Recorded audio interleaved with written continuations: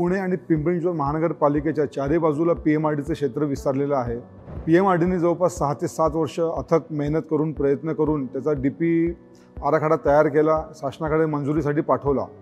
दुर्दैवाने त्या दरम्यान ही सर्व न्यायालयाच्या कक्षेमध्ये अटकली आणि सर्वात शेवटी दुर्दैवाने महाराष्ट्र गव्हर्नमेंटनी संपूर्ण DP आराखडा हा नामंजूर करून रद्द केलेला आहे। त्याने पुण्याचा जो विकास होणार होता त्याची वाढ खुंटलेली आहे आणि विकास सगळा थांबणार आहे त्याचा।